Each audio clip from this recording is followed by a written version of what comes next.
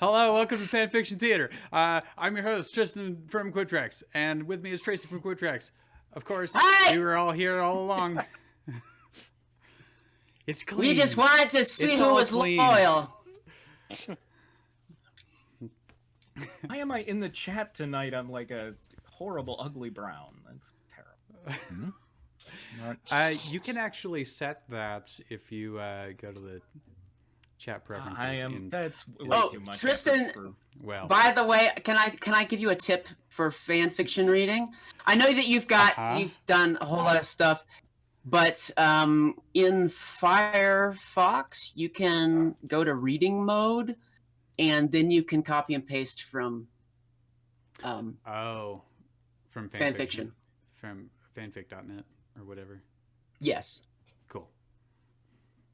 Okay. Let me know how my levels are, because we redid the whole mixing board when we were recording the Christmas shoes. Yes, freshly washed hair. Me too.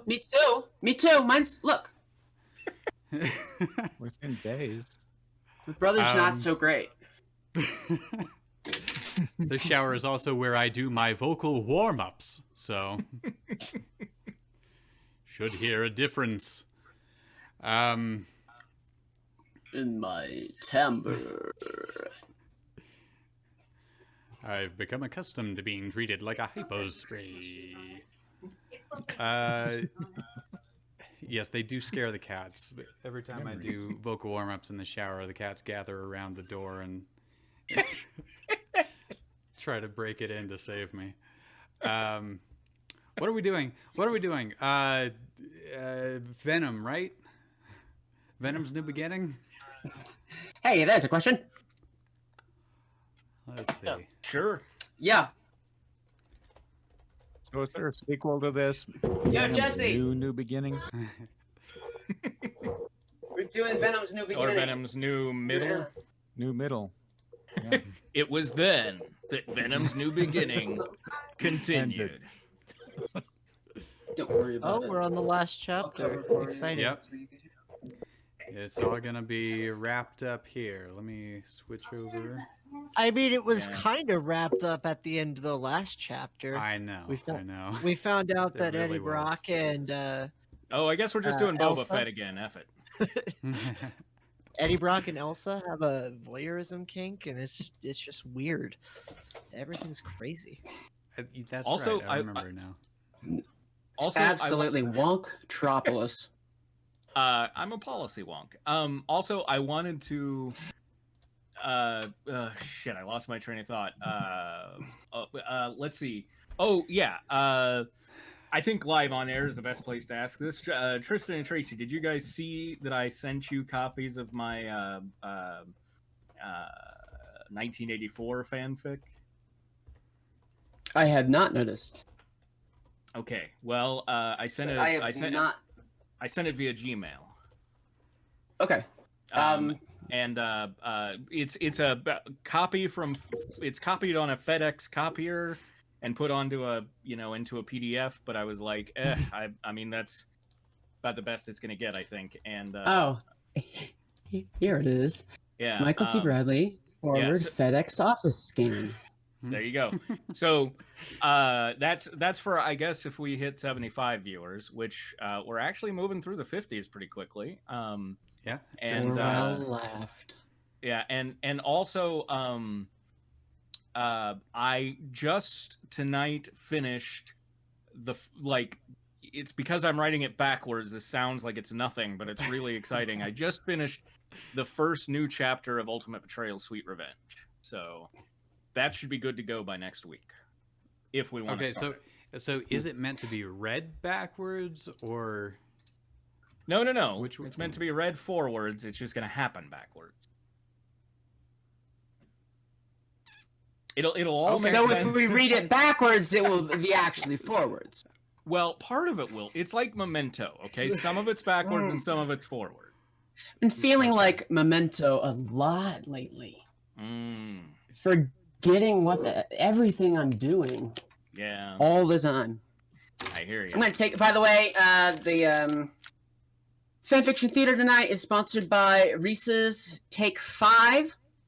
Ooh, I like them. Pretzels, caramel, peanut butter, peanuts, and chocolate bar.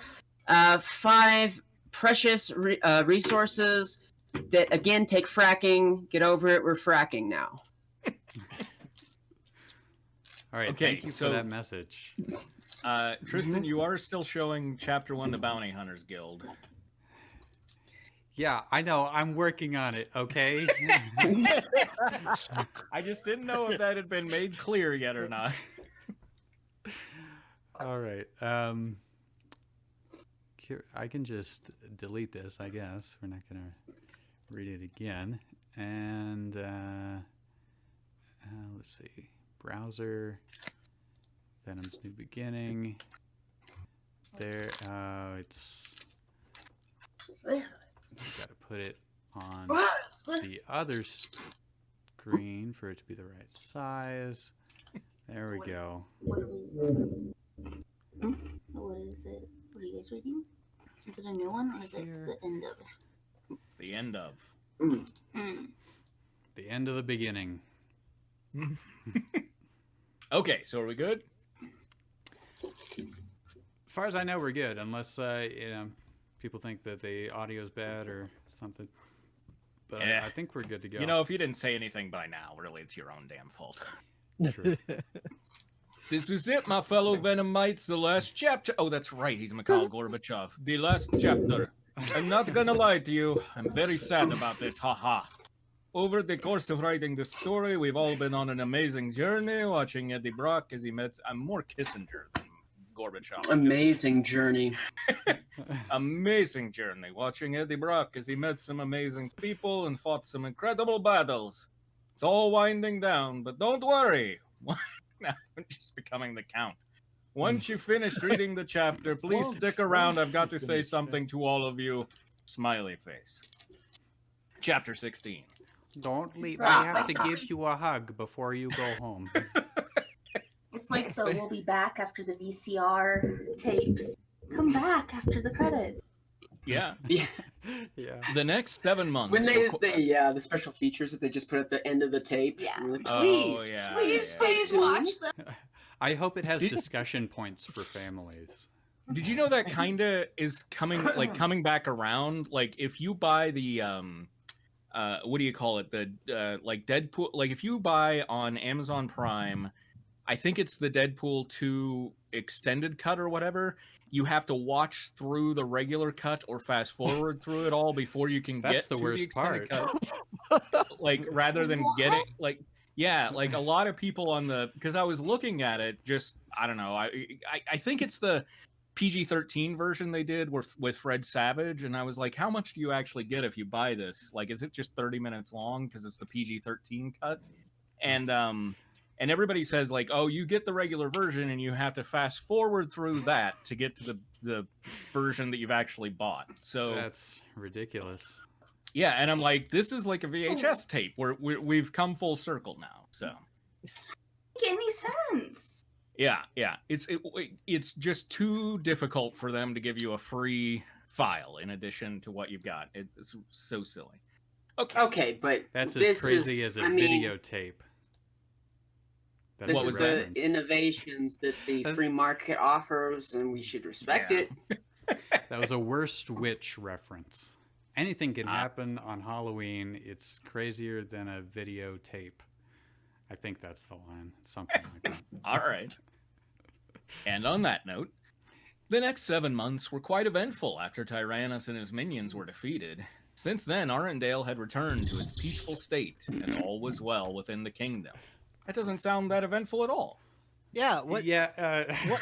this is the author using the age-old writing method of tell, don't show.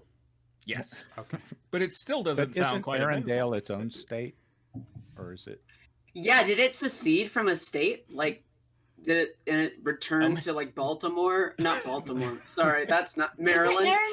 Isn't Arendelle a country of its own? I think Yeah, it They're the rulers of Arendelle. Maybe, Yeah, but it sounds like they're Maybe just a this is- county.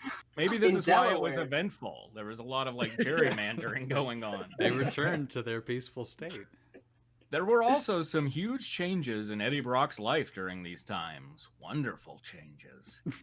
Not only did the people of Arendelle forgive Venom for his terrifying powers, but they accepted him as the hero that he truly was. He got a Baltimore driver's license. Sorry, I keep saying Baltimore instead of Delaware. Okay. Stories of his bravery and battles against Carnage, Serpentine, and Tyrannus began to circulate not too long after the heroes returned from their journey, improving his reputation. Is Serpentine back in? No, I he's see. dead. Darn. Queen That was my Elsa. one voice, so Queen- He's very dead. His legs are shattered, and then he was eaten by a I dude know, but who was then people- banished. Not People not recover eaten, in the not comics. eaten, They get better. not eaten, sucked into. Okay, Tristan. Okay, fair. yeah, wholehearted Tristan, sucking. End up in the Misha suck says zone. we're still getting background music. Is that still there? Yeah, is it too loud? It's a little distracting, I hear. Okay, I'm gonna turn I it don't down. hear anything. It's you just hear it on Twitch. Turn it I'll off, have to listen to I Twitch. hear. Okay. Okay. Shit, I'm sorry. I just real. I just Don't realized do it I, again, I hear. I have a gun. I hear. I just realized I hadn't started my Audacity recording for the night because we didn't start for a while. So well. Yes. Anyway, where the hell? Queen Elsa had even put together a last-minute ceremony thanking him, Spider-Man, Iron Man, and Kristoff for their service to the kingdom. Each hero was rewarded with a medallion signifying their triumphs of going above and beyond for the kingdom and its people, and more importantly, the world. After placing a medallion around each recipient's neck, she finally made her way to Eddie Brock. As she approached him, she smiled and thought. Okay, it's me. Yeah. I saved the best for last. Standing in front of him, Elsa looked deeply into his eyes, saying, You risked your life for me, and at one point faced death. I just so I wouldn't have to. So you think he's going for the end of Star Wars here? Is Yeah, is that that's what the scene I'm getting. It's like Yeah. I was Mhm. feeling that. Yeah. Okay, just making sure I wasn't alone. She slowly put his medallion around him while speaking. Around him. It's a big medallion. She installed the medallion on him while speaking. It's like the cask of Amontillado. Okay, Elsa, And- you got... Yeah, there you go. And for that, you have my thanks, and above all, my heart. Once she finished placing the medallion on Eddie, she announced to the crowd, As queen, I Herbie.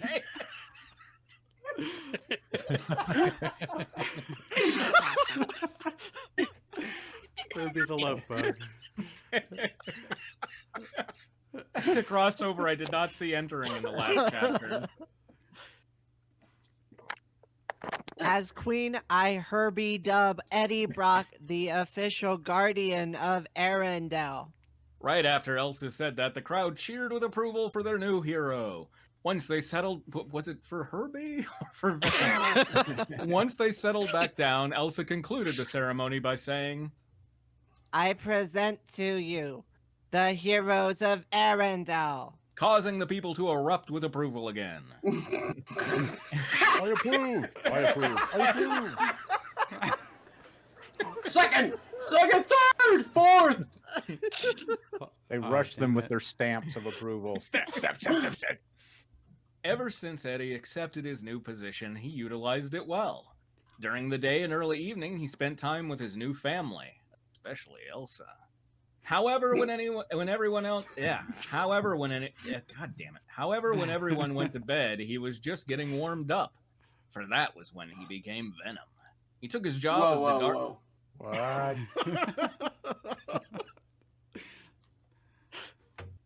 Have to do with that tongue. He took, Yeah. He took his job as the guardian of Arendelle very seriously and performed it quite well. Every night, Venom would web swing high above the city and watch over the kingdom of Arendelle, protecting its people from crime and the forces of evil. Can we get some art of? Can we get some art of a little village outside Arendelle, like, just like super happy that Venom is patrolling their neighborhood? Sometimes he would swing over to Elsa's window whenever he sensed she was awake and visit her. Most of the time, they'd sit out on her balcony and watch the stars together. However, on occasion, Eddie would take Elsa for one of his famous rides across Arendelle that she loves so much. There has even been a time or two when Eddie would bring her along while he performed his duties. Of course, Bathroom buddy. Attacking and maiming criminals. Don't perform your duties in front of your girl, man.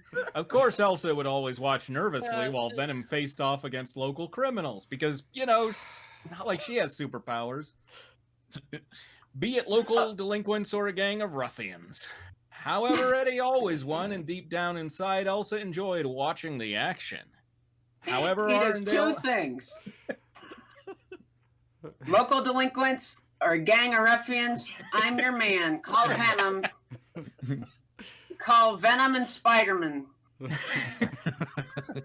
However, Arendelle had a low crime rate, so most of the time Venom would perform other acts of service for the people. In fact, the first time she ever went with Eddie, he had saved a 4-year-old child and a litter of puppies from a burning building all in one trip. Needless to say, that lost the 4-year child when he took him into the burning building, but but those puppies needed saving. A full Venom suit with the growling mouth full of teeth and I'm gonna save just you. save a couple puppies.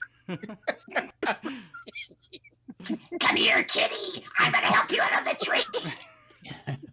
Needless to say, that heart-melting evening was one of Elsa's favorites, and it reminded her of why she loved him so much. Symbiote or not. It was a fire, so it may have literally been a heart-melting meeting for right, because there was a 7-year-old in there that didn't get saved. Yeah. Symbiote or not, Eddie Brock was a great man, and she wouldn't have him any other way. During the course of those 7 months, Kristoff and Anna, well, mostly Anna, continued to plan and prepare for the big day. It seemed their wedding day was rapidly approaching, and the two lovebirds enjoyed every minute of their engagement, but eagerly awaited for their time to join in holy matrimony. Now that kind of seems there's a little bit of maybe resentment beneath the surface there. They did a lot of work in planning, mostly Anna. Is this being written? But it's by fine. Anna? It's fine. It's just that she's the one who's particular, so it really seems like she should be the one to hammer out all the details, you know. I think usually there's one that you wish would not help, and it's most often the guy. Why exactly is Anna doing all of this, seeing as how, you know, Elsa is actually like queen and can order people to do things? Like, Yeah. I think she'd be in charge. I mean, Elsa is also like, I don't know. That's weird. Do we want to have a government where we go to the queen for our wedding planning? It's nepotism. It's not going to happen in Baltimore, damn it. It's corruption. It's Or collusion. Delaware. Spitfire says she has ice to sell. She's busy. It was a no-brainer when it came to deciding who would be her maid of honor, Elsa. Of course, Kristoff asked Eddie to be his best man, to which he gladly accepted. Neither of the guys liked to be cheesy about the subject, but they formed a brotherly bond with one another and had become best friends as time went on. Eventually, the day of the wedding came, and everyone was excited. Busy, but excited. Elsa was busy helping prepare Anna while getting ready herself, and Kristoff was on the other side of the castle doing the same thing. He's also getting ready himself. Okay. Once he got dressed in his suit, he examined himself in the mirror. Neither he nor Eddie liked getting dressed up. What? Eddie goes out every night getting dressed. Okay. And so for their sake, the girls... dressed in the symbiote. Normally this- he wears like t-shirt jeans. So Can the symbiote like do a Become a tux? suit? Yes. Yeah. Neither. make the tongue into a tie. Boy, there's another art prompt. No. Eddie Brox's symbiote tux. Neither he nor Eddie liked getting dressed up, and so for their sake, the girls made sure the wedding was as low-key as possible. Thankfully, the suits that the guys had to wear weren't too formal. Looking into the mirror, Kristoff slowly nodded and said, Hairstyle? Not bad. however, something was missing, but what? Then it dawned on him, Eddie! Meanwhile, in town... I need Eddie in my suit. By the way, I did misread that comment. It was he has ice to sell, referring to Kristoff because he sells ice. Was it addressed in the movie that Elsa would have put him out of business? That is a Of really course good not. sequel waiting to happen. After web slinging across town, Eddie eventually touched down and began walking toward his destination. As he walked through the store, he was greeted by a familiar voice. Eddie! Standing behind the counter was the woman whose life he saved from the abusive drunk Barry. Looking over to her, Eddie called Oh. back, I didn't What know was it? Mikhail Gorbachev's father was named Barry. It's very interesting. Barry Gorbachev.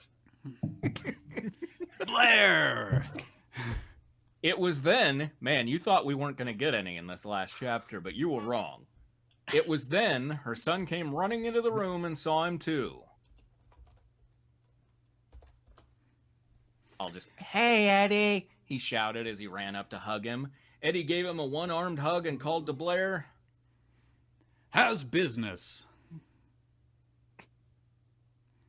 Okay. It would be better if she had that really expensive thing that she gave him. Oh, Gave the him. store owner. I can be the store Yeah, owner. okay. If we have a, Okay. Yeah, sure. Do it. Is it the? It's Blair, just- right? This Yeah. is Blair. Yeah. Yep. Well, ever since people learned that the infamous Venom shops here, my business has been through the roof. the store, Shop.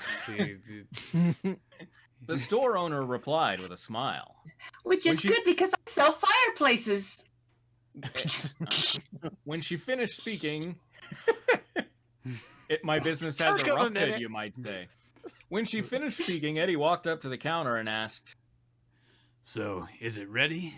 to which Blair nodded and pulled out a little black box. When Can we she address gave the two witches? I feel like that's getting close to becoming a Oh. drinking game. They put two Well, Blair's witch. a witch. Or, whoa, Who's the other Yeah. witch? Right, yeah, that's what I was thinking. I was like, we okay, the need to Blair address Witch the and- two witches. there's two witches here, and I don't want to embarrass them, but I want them to leave. When she gave it to Eddie, another smile broke across her face as she spoke. Ow. Yeah. I hope the sound effects are uh, coming across. I can't actually hear them myself for some reason, but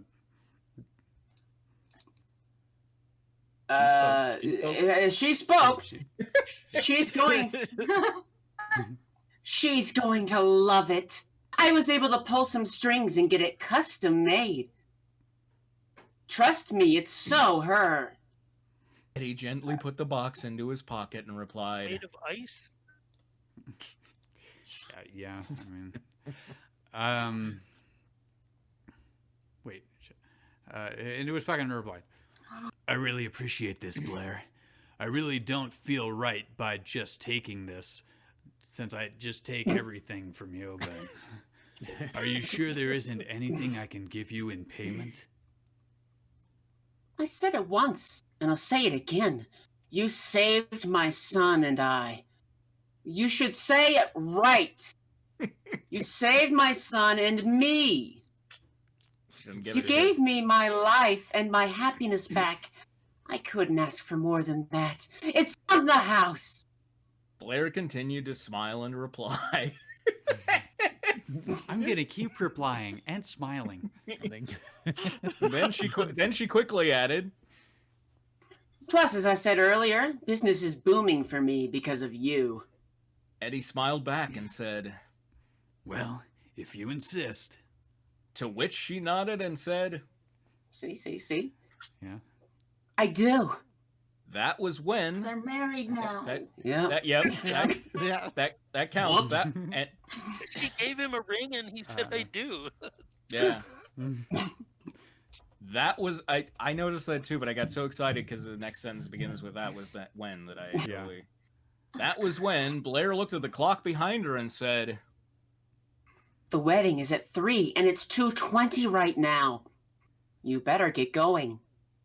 Looking up at the time, Eddie was alarmed and answered back, Ah, crap, I lost track of the time. I'd better get going. Anyway, I really do appreciate this, and I'll see you around.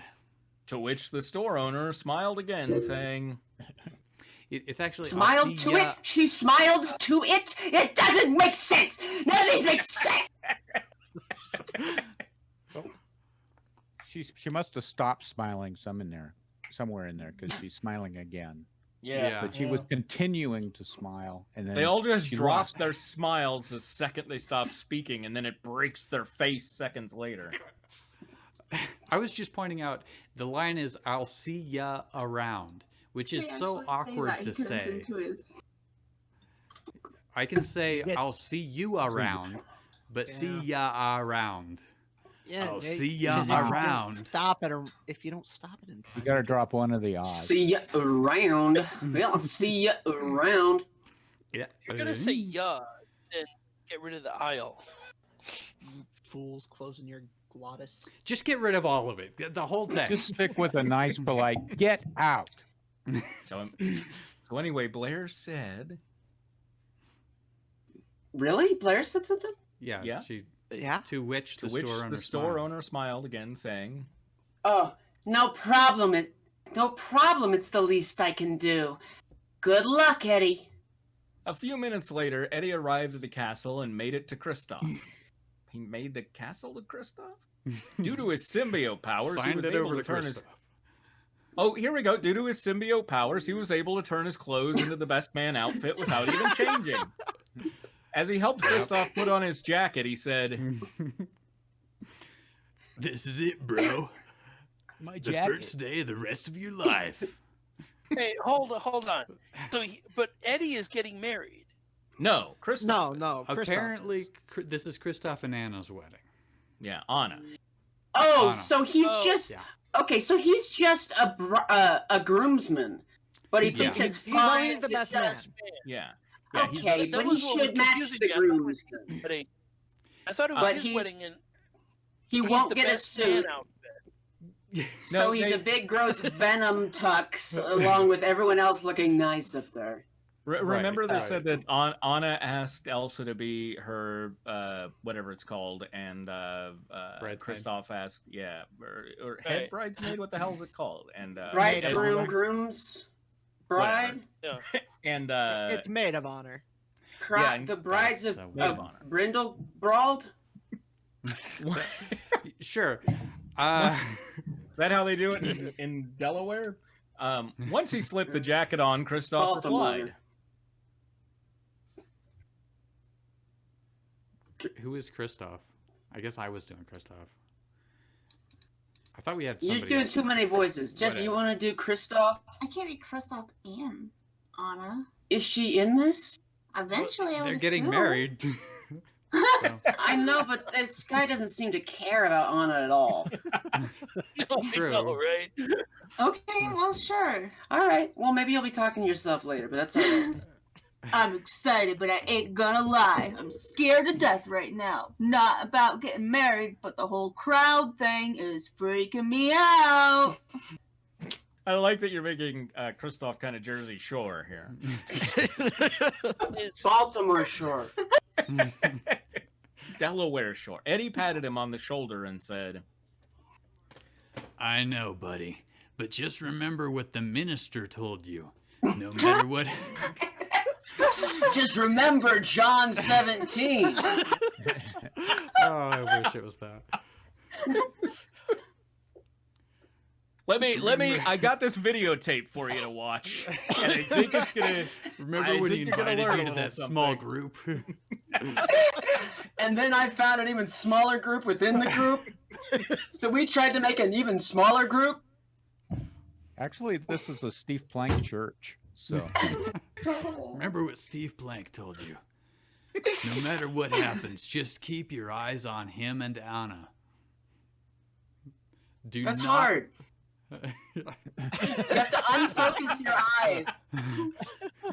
I'd go a little bit wall-eyed, but it's well, it's weddings at this point. The minister would stand directly behind the bride, so it's much simpler. Like crouching over her shoulder, right? Just whispering into her ear the whole time. Do you rule Barter Town? I do. You take this back. God damn it! Do not look at the crowd under any circumstances. They will turn to salt, goddammit. And plus, I'll stick with you to the end up there. I've got your back. To the end? Are you to the bitter end! This is the most beautiful murder-suicide I've ever seen. Christoph took a breath and said, Thanks, man. Really appreciate you doing this for me. Be my best man and all, I mean. To which Eddie Brock replied, No problem, buddy. It's my pleasure. Now let's go get that knot tied. Most disturbing way to describe a wedding. Let's tie one off. That's what they say, right? Let's go tie one off. Let's go get that knot tied like we're an excited dog. Oh my gosh, there's no auto.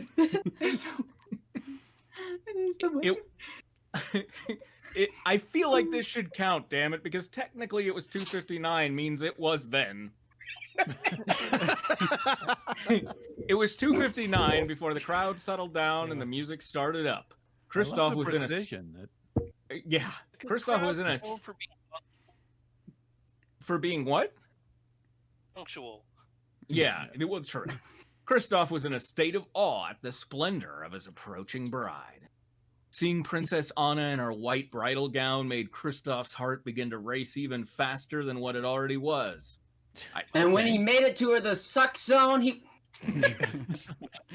Seeing her like that made him forget all about his stage fright as he happily looked over to his soon-to-be bride. As the two lovers joined hands and listened to the minister performing the ceremony, Eddie and Elsa were sharing in a moment all their own. Come on, guys. Censored. The queen looked amazing herself as she stood. Shouldn't they be like on opposite sides or something? You would think, yeah. The queen looked amazing herself as she stood in her maid of honor dress and smiled over to Eddie, who returned the sentiment. Looking back to Elsa, Eddie silently thought. Silently? How am I supposed to? As opposed to, I'm thinking this as quietly as I can. Excuse me, sir? Sir? One day this will be us getting married. The wedding ceremony. I think it's tomorrow. Bro. The wedding ceremony was short and sweet as Christoph and Anna finally tied the knot and became husband and wife. The wedding reception. There's a literal knot involved. he found out about that. It's an phrase Arendelle that day tradition. and just went with it. He's writing this during a wedding. He doesn't want to pay attention to.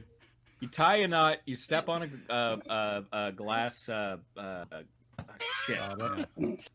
But the Jewish thing, the glass. It's you could have just Yeah, like it's just a glass. Napkin and step on it. Yeah. Glass cup. A glass. Yeah. The wedding reception was in the castle's banquet hall, and everyone seemed to be enjoying themselves. Sven was raiding the local snack table. entire wedding is one sentence. Yeah. Like, you can tell The, this the was wedding written by a really guy. was short and sweet. Like, It, if it was a girl writing this, it would be an entire chapter. Sven They was blurs the line between fan fiction and Pinterest board. Who that. knows though that the wedding episodes are always the worst. So That's Yeah, I uh, can't. Yeah. That's what Always. modern fan fiction needs is links to Pinterest boards. That would be cool, right? Sven was rating the Towards local. then they got married. I like that. Sven was rating the local snack table, eating as much carrots as he possibly could. Olaf was in his own little world, happily greeting the guests, while Anna managed to pull Kristoff onto the dance floor. Well, let's They leave just him to let his the own little lights world, stop. please. Ever since Eddie had I had to introduced, run off here. because we actually have a Sven now. This is an Do we? official Sven mini beanie baby. So So they just Doesn't let that- the livestock All right. to the he's wedding. raiding the local snack table. Look at him go. he's All right. eating much carrots. Much carrots. Many much carrot. Ever since Eddie had introduced hard rock and heavy metal to Kristoff, the mountain man was hooked. The two men had even shown the band of minstrels who were performing the Why? reception the song You Shook Me All Night Long by AC/DC. You fool! You've introduced sex to the Disney universe. She was a fast machine. She kept her motor clean. That's what you're going to have as your, like, fucking dance song at your wedding? All right. The band quickly learned it and Kind continued of a playing. mosh pit. The band quickly learned it and continued playing the song as everyone was happily dancing along. Meanwhile, It's like Eddie that was scene in Top Secret with Val Kilmer. I was thinking more like Back to the Future when the band is somehow yeah. able to follow That too, him. yeah. Like, watch me for the changes. Like, this is an entirely new genre of music. I've never. And just change to anything. right. It's tough to signal with a guitar to change time signature. A satisfied smirk crossed his face while he watched the happy occasion. He was about to sneak outside and get some air when Elsa seemingly came out of nowhere and grabbed him by the hand. You didn't think I would just let you go without a dance, did you? She flirted to him. I flirt to you. They're dating. Why is she still That's my flirting? flirt. I don't know how to dance. He smiled back and lied. Thankfully, she didn't buy it as she pulled him out on the dance floor and said, Hey, guy. Well, I'm gonna guess it's probably Tracy keeps bumping your. Sorry, mic that was stand, me. Maybe. Okay. Yep. All right. They should be Anyway, better. Continue. all right. Well, today is a great day to learn. to which he flirted back. To which I know. not It flirt could back just be for this two chapter. things. To that, I would flirt. I flirt back at you. He did a flirt I'm- back. I'm sorry. I'm distracted because I'm you. trying to remember the lyrics to the Arthur theme song. So what a Would- wonderful kind of day that we can learn to To laugh and play. to- Is it laugh and play? and get along, yeah, something like Oh, that, and get I don't along with each other. Is that in the Dudley Listen to Moore your movie? heart, listen to the beat. Yes. It's been forever since I've seen those. Look, I'm back on the wagon. Ah, ha, ha, ha. No, it's the Moose Arthur or whatever he is. The animated I think it's a He's wallaby. an wallaby. aardvark He's an art. Aardvark? He's a who cut off his own nose so that he could read. As you wish, my queen. Thankfully, the band started to play a slow song by the time they got out there and began dancing. Thank God, that was almost a freaking disaster. I'm trying to think of some like horrible like it's like they were They now were playing System wasted. of the Down. Right now No. they're playing like "Wasted Time" by Skid Row, all about friends dying of heroin abuse. Eddie put his hands on Elsa's hips while she wrapped her arms around the back of his neck. The two of them only focused on each other as they looked into the other's eyes. For someone who doesn't know how to dance, you sure are good at this. Elsa joked. Eddie You're great jested at back. swaying back and forth. Elsa joked. Eddie jested. Elsa japed. Eddie. Eddie Josh. goofed. I feel like there's something that starts with an R. Like Josh. Yeah, okay. Yeah. Eddie jested back. I'm a quick learner. The two continued to dance for another half hour before they decided to go outside for some air. That's They walked outside, and I mean, it's like you're welcome to keep going because there just is no end. End quotes. They walked outside and onto a small balcony overlooking the city. As they made their way to the railing, the two of them looked up at the night sky. The stars were beautiful. No. When you approach a railing, look at the railing. I mean, that is good They advice. just tumbled over. Now, to be fair, he can save them if they fall. That's true. It's part of the The thrill of star- it. So nothing matters at all. The author actually remembers she has powers. Well, but that's not going to happen. Let's just be honest here. The stars were beautiful and the moon was full, continuing to set the perfect mood for them. The two lovers shared a loving kiss and then looked up to the night sky in time to see a shooting star. Elsa gasped with excitement and exclaimed, Quick, make a wish. Eddie quickly smiled, and another few seconds went by before she asked, What did you wish for? I didn't make my wish yet. He cleverly replied to her. I wonder what. Clever girl. Got I it wonder what it saved up was in my that he said special that was wish clever book. after that. God only line. knows.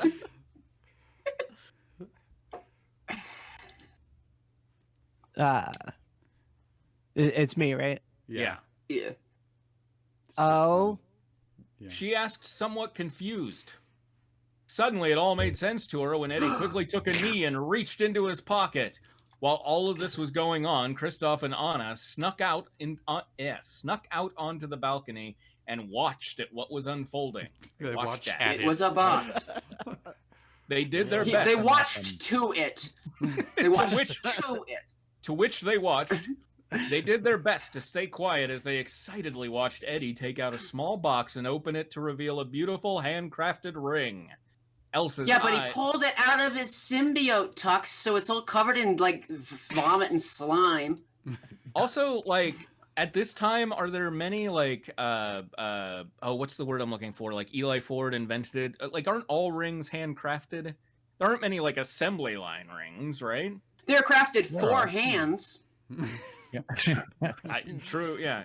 Elsa's eyes I'm lit not up and sure. tears of joy rolled down her face as Eddie asked, Elsa, will you marry me? To which I she will. heard. Sorry. I will, Eddie Brock. She japed. she exclaimed and jumped into his arms. After sharing another passionate kiss, Eddie slipped the ring onto Elsa's finger. Anna and Kristoff happily ran out and congratulated them. Oh my gosh, Anna has a Jesse. Anna has a line. Come on.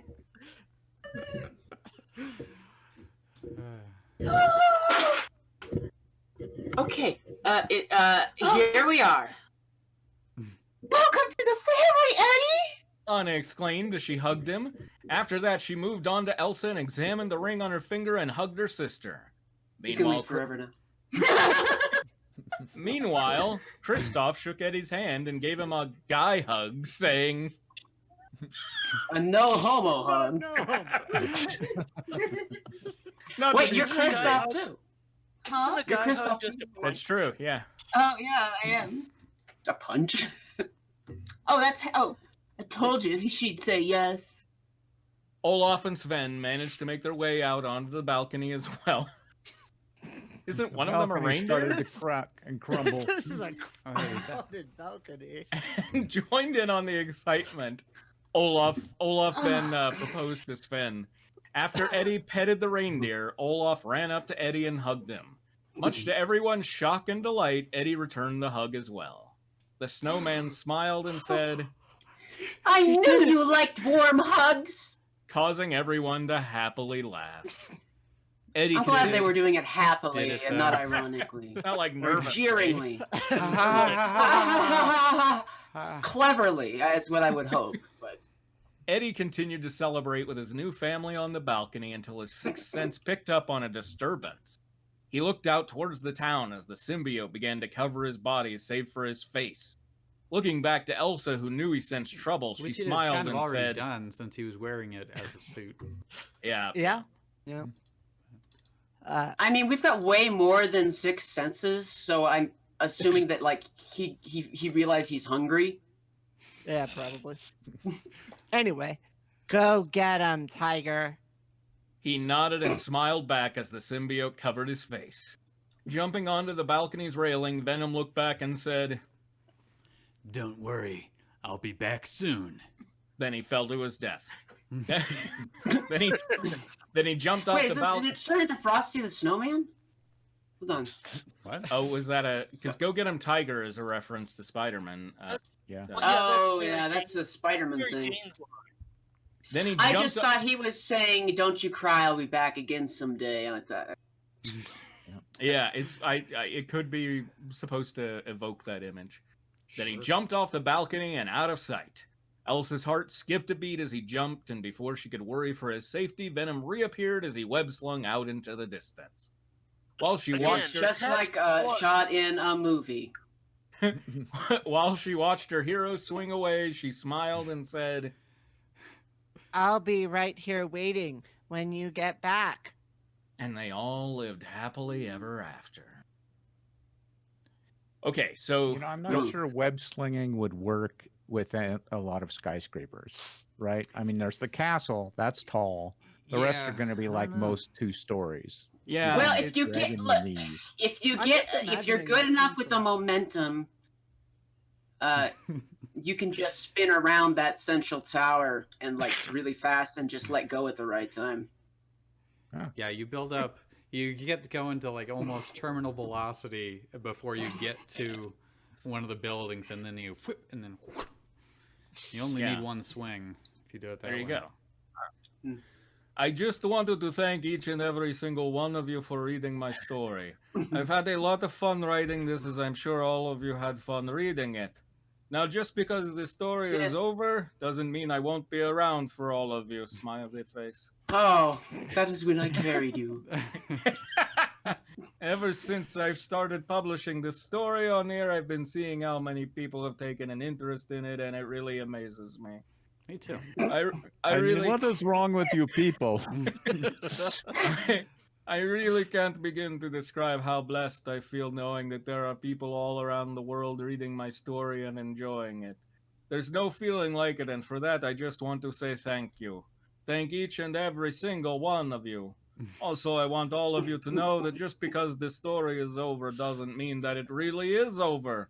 I'll always be around on here, so if you want to give me some feedback or message me just to say hi, then please hit me up. I want to hear from you. And who knows, I might even write a sequel, Winky Face.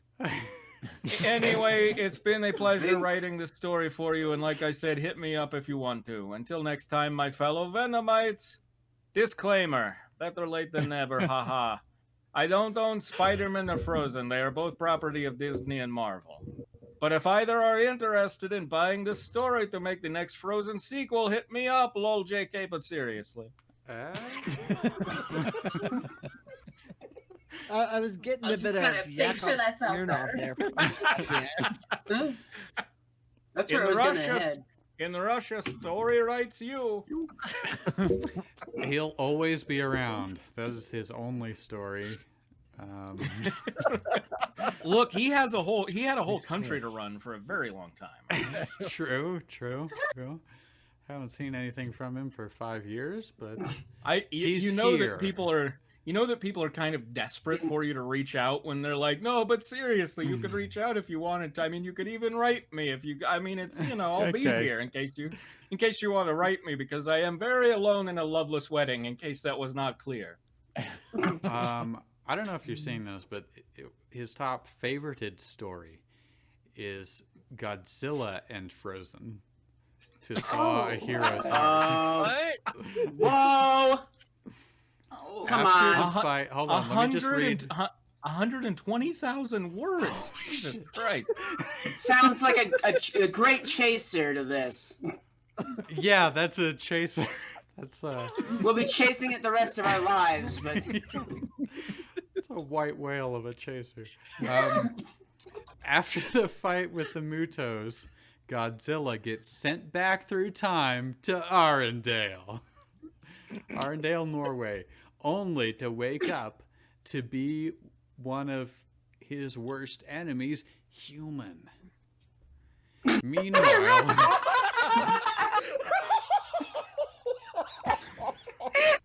human. Oh, I hate that human. Oh, that human. Meanwhile, Elsa is fairly ruling her kingdom with no pressure until an attempt of assassination. She meets a powerful stranger. I did read that correctly. Yeah. Will Elsa help him, or will his past scars be too much for her? This sounds So it's a very human familiar. Godzilla. Yeah. And like breathe fire. That's And is exactly the same as radioactive? this story. It is. I know. Then Did he just rewrite that story? his other favorites include Frozen Assassin, Assassin's Creed and Frozen, Breaking the Frozen Hearts, Halo X Frozen, and then a Dragon Ball Z one, but then we're back to Assassin's Creed and Frozen, then Dragon Ball Z and Frozen. I think this guy, like, he tried to play it off that, like, oh, Frozen's my wife's favorite thing, so I did this for her. Yeah, yeah. Meanwhile, he's furiously searching for every Frozen crossover.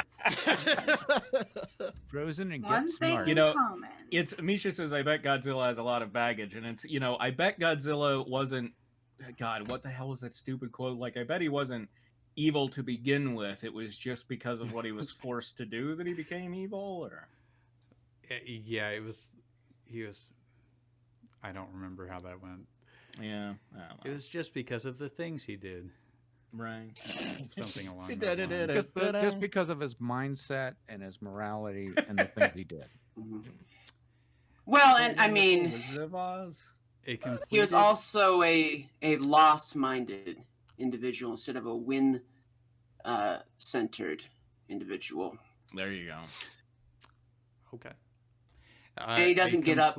He doesn't get up early enough. Okay. He doesn't get knocked down. Adaptation of Disney's movie Beauty and the Beast, but with our lovable pirate captain of the Black Pearl, as well as his friends and crew. Oh my Jacko gosh, Sue, we have to do it. Beauty and the Pirate. That sucks. What? Beauty and the Pirate? Beauty and the Pirate. Who's So is the if he captain of the 33 Black Pearl? chapters. Johnny Into Depp? Jack Or... Sparrow. Who is he before? Like, is he Edward Scissorhands and he turns into Jack Sparrow? Like, I don't know. It is Captain Jack Sparrow. Okay, so wait though, are we gonna finish off the Miradero Mystery? Let's do it. Hey, yeah, I will come back to these. Miradero Mystery Chapter 3, Mysterious Singing. Exclamation point. Mysterious singing. Mysterious Singing. After a few days of taking it slow, the doctor told Libby that her head was finally healed. But there will be a scar on the right side of her head, although Libby doesn't care since it's proof that she's a tough girl. Once the checkup was done, once the checkup was done, Kate asked the girls to round up all of their classmates as she has a surprise for them. What do you think the Abigail. surprise is? Abigail asked excitedly. Lucky Prue and Libby smiled. Not sure. Prue replied to her. Maybe we'll get to go on a class trip. Lucky suggested. That made Libby freeze. Abigail. Okay.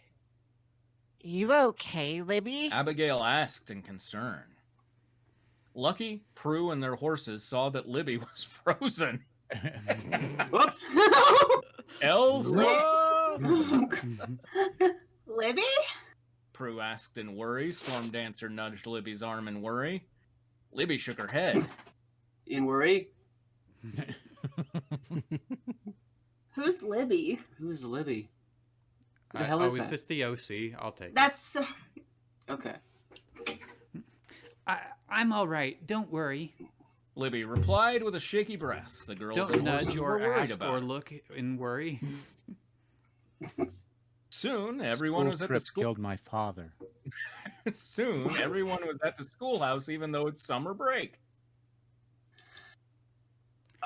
Kate. It's Kate. Kate is She's an Lucky's adult. stepmom. Okay. But I Is think at everyone this here? point, she's their teacher. She's the school marm of Miradero. Is everyone here? Kate asked the kids. They shouted yes. Oh, here's the snooty girl. Who wants to be snooty? Oh, I thought you Mrs. were the snooty girl. Prescott, what are we doing there or here? Maricela asked her. Everyone was wondering the same thing. Even Libby wanted to know the answer.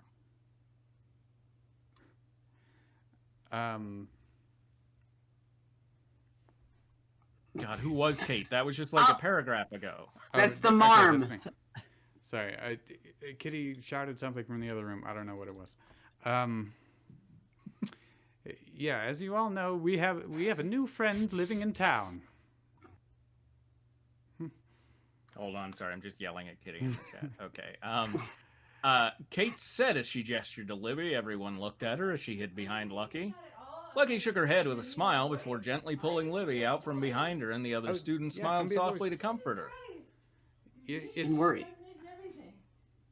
Yes. Okay. Yeah. Okay. Oh my Kate. gosh. Kate. We're getting a new voice actor, okay? Yeah, you're gonna be Kate. Kate. You're Kate now. We have to You're go the back. school marm. Where is Kate? I just got here. What was the previous line?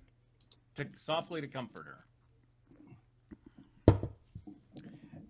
Softly comfort. So to help welcome her. Yep. Here. Mm-hmm. To help welcome her, I've decided we're going to be camping tonight. Kate told the class they were all so excited for the camping trip. You are Marcelo all is- so excited for the camping trip. Maricela was the only one who didn't want to go or help welcome Libby, as she didn't like that the girl was friends with the pals and liked horses. To which she hated. The rest of class kept coming up with fun activities to do at the camp out so they could get to know Libby and her horse Storm Dancer. Oh yeah, Everyone- get a few drinks in that horse around the campfire, and he'll just spill his soul. Custer pissed in his pants all the time. Everyone left to tell their parents about the camping trip while they packed what they would need for the night and the next morning. Libby. I'm Libby. This is amazing. I've always wanted to go camping. I've been told. Libby said with a smile. The pals looked at her. You've never been? Prue asked her. Libby explained that none of her class trips could afford to go camping, and none of the other girls would go with her since they didn't like it. Well, you'll have tons of fun on the camp out. Lucky said cheerfully. Somehow, Libby knew that this was one night she'd never forget. After getting permission from their parents, all the kids meet up at the schoolhouse with backpacks full of supplies for the camp out tonight. Once roll call had been taken, everyone set off to their favorite camping spot. Even Maricela was going, despite complaining the whole way there. During the hike, Libby kept glancing over her shoulder since she didn't want this trip end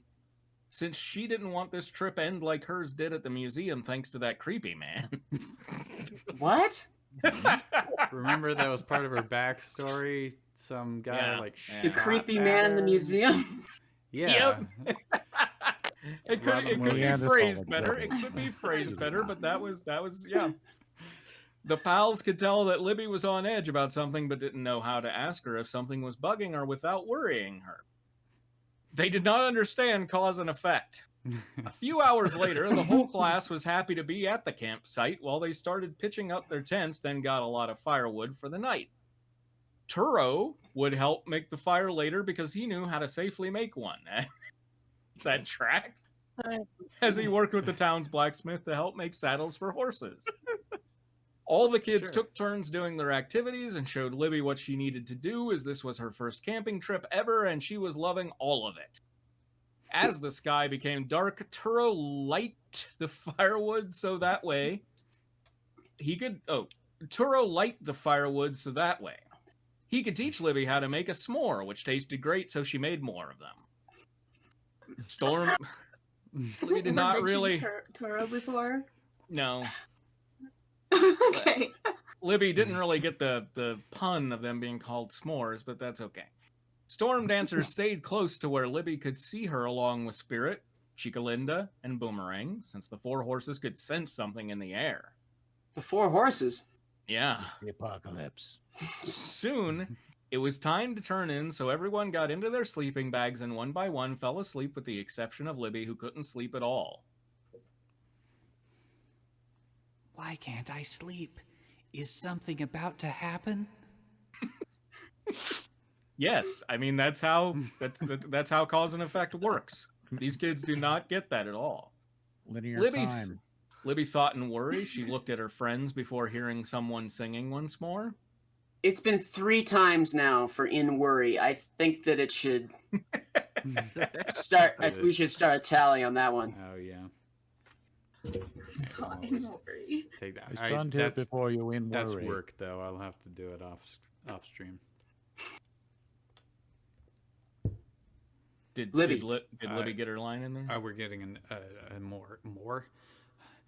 I know this song. Libby thought with a smile, but her smile faded as she knew that this particular song meant something was going to happen for sure. This is sure to vibrate my eardrums. It's Let's Get It On by Lionel Richie, isn't it?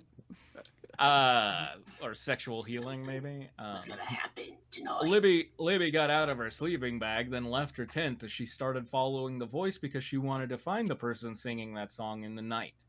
Okay, now somebody play Into the Unknown from Frozen 2. Here it goes. Pretty sure we can ad-lib it.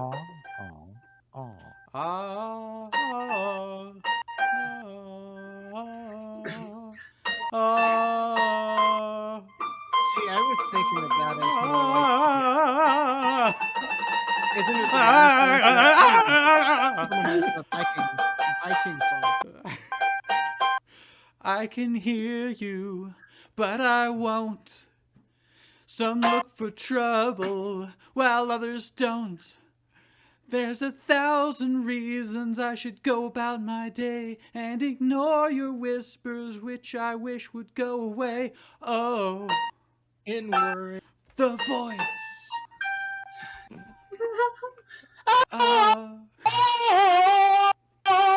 This is Halloween. This is Halloween. Oh.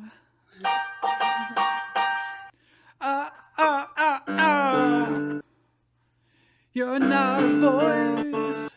You're just ringing in my ear. And if I heard you, which I don't, I'm spoken for, I fear. Everyone I've ever loved is here within these walls. I'm sorry, secret siren, but I'm blocking out your calls. I've had my adventure. I don't need something new.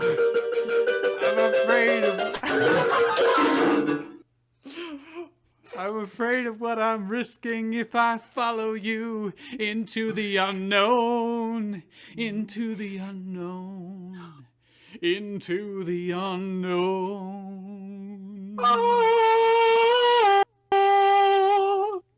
It's like 6 hours, so just, breathe in.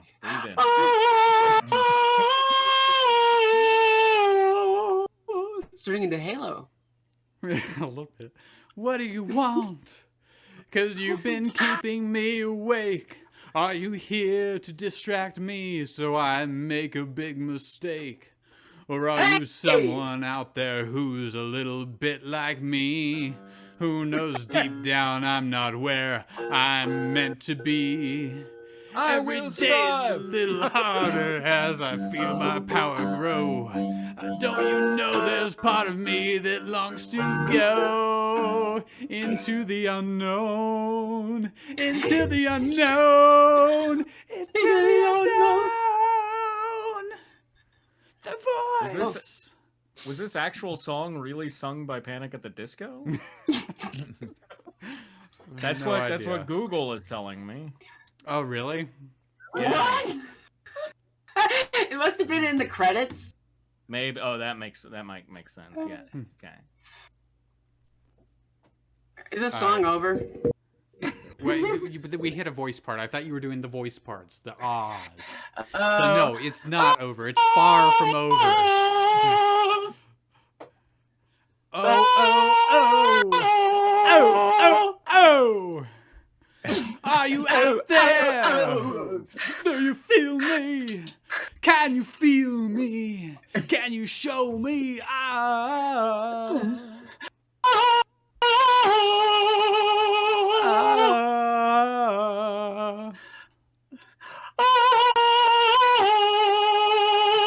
Together now.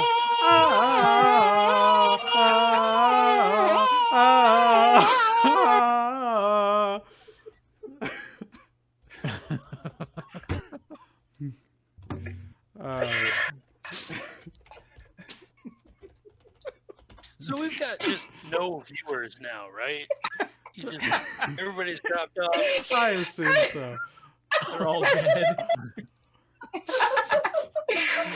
Oh, God. Where are you going? Don't leave me alone. How do I follow you into the unknown?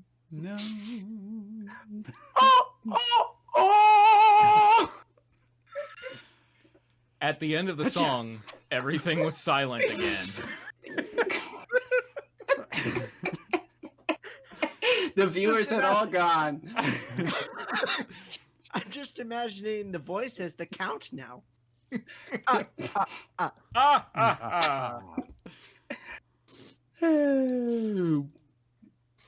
One copyright violation. All right, No copyright intended. Libby now has Okay. a line. Who's singing that?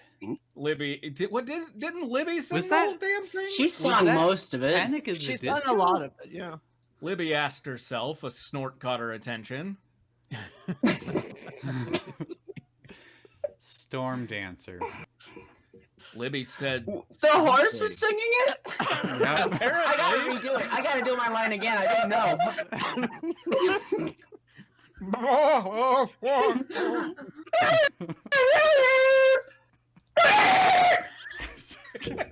Okay. yes. No. Okay. Storm Dancer. go ahead. Storm Dancer had followed Libby to make sure nothing happened to her girl, since she loves Libby a lot.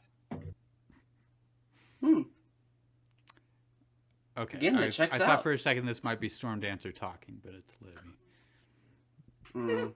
We'd better head back. Libby told Storm Dancer. Told The him. marinade. What's that? She told him. Yeah. The mayor. It's a mare, not a boy. Sorry. The mayor neighed in agreement, so the duo got back to the...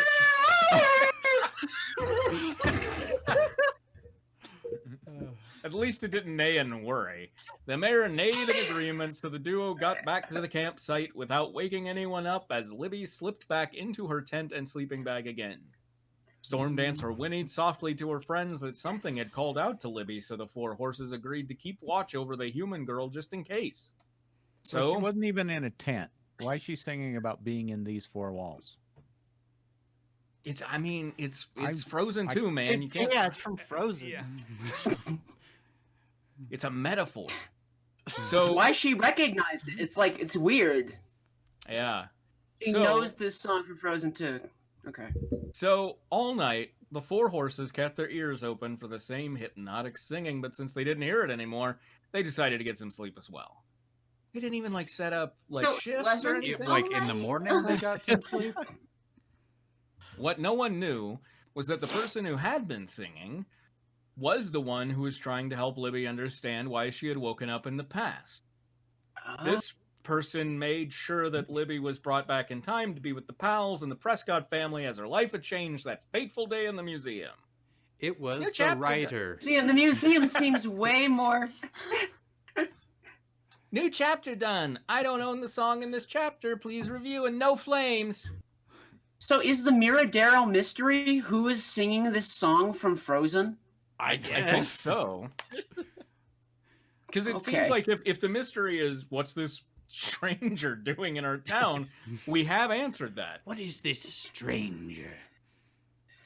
I feel like the mystery is going to tie into that museum incident. Sure. I mean, it has to, right? Right. Yeah. All right. We want to do another chapter of this? I'm really in it. I'm just in it for the songs at this point. Okay. 4. The pals' decision. This one. It's raining out, and the pals are bored, even though they're in the barn with the horses. Oh, it's what I from. Even in the barn? With the horses? Even with the horses. They're just hacky-sacking sadly with the horses. The horses were like, well, we're just going to go to sleep. Lucky was looking outside the window as she thought about what happened on the way home from the campsite. Lucky. Oh, Spirit's herd was waiting for us and tried to get Libby back. Question is, why? Lucky It's a real Miradero mystery. Lucky asked herself in her mind. It was odd. Prue and Abigail were just as confused as Lucky was about the wild herd and wanted to know why they wanted Libby back with them. Why are you asking yourself in your mind? That's odd. The Mustangs don't like humans, but they wanted Libby to go with them. But why is that? Prue thought as she paced around the barn. Wild horses stay away from people, so how come they tried to take Libby? Abigail wondered. I just guessed the next song coming up. It's Wild Horses. No, I think that's too popular for these guys, for this, unless it's like Wild Horses from Land Before Time 7 or something. Abigail wondered silently. She glanced at Libby, who was reading. Libby was unaware that her friends were silently wondering about why Spirit's old herd wanted her to go with them, which was strange. Why is it strange? Is she psychic? Of course she doesn't know. Is strange. It was all odd. It was odd. It was strange. It was all weird. The whole thing. I finished the book. Is there anything else we can do? Libby asked the girls. They snapped out of their thoughts, then looked at Libby. We could play cards. Prue suggested. She looked at Abigail, who shook her head. Boomerang ate the cards I bought. Abigail told them. Lucky looked around. Came out. Lucky looked around the barn and heard water dripping. That's how boring this is. Drip, drip. As Boomerang snored then smiled since she was tapping out a melody to go with it. A frog started croaking away as Senior Carrots.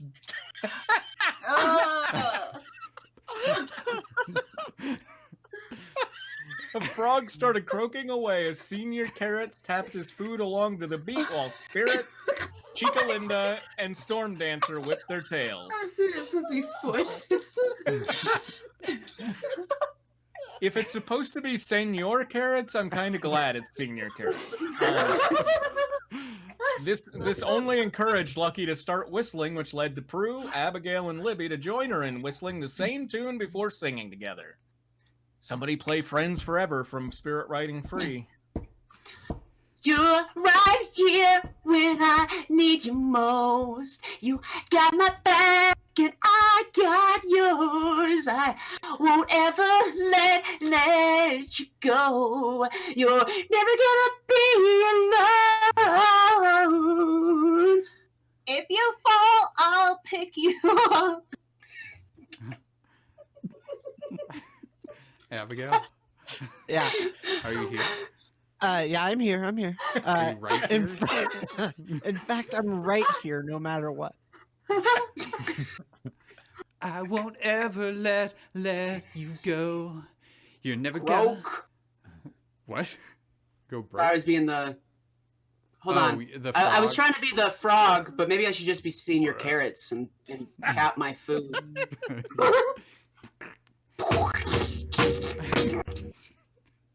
Beautiful. You're never gonna be alone.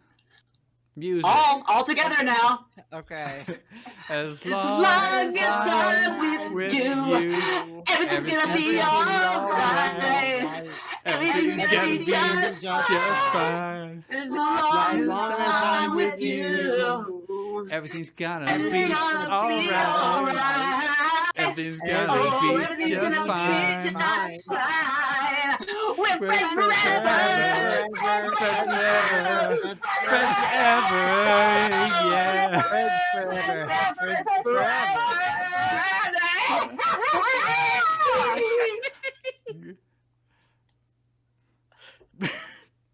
Who's speaking? Did you say yeah? Okay.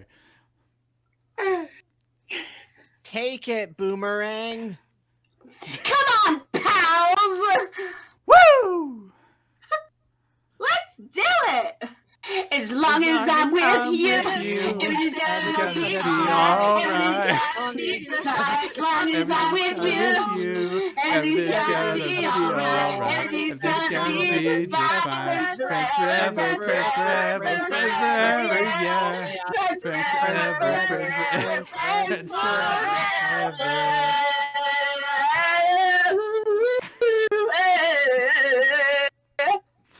You know, the bar had been lowered by that Imagine video that they put out, all the celebs, but you haven't reached that, I have to say. Oh. By the end of the song, the four girls were laughing happily. Oh, What in the Sam Hill's going on around here? Chris' dad. Al asked the girls. They looked nervously at the mess. What mess? Did they kill Boomerang? Was that what Take It Boomerang was about? Jesus. What is Boomerang? I thought Boomerang was a horse. Boomerang is a horse. That's correct. I think it's just been senior carrots beating his food is probably what the message is. Ah, I see. Okay.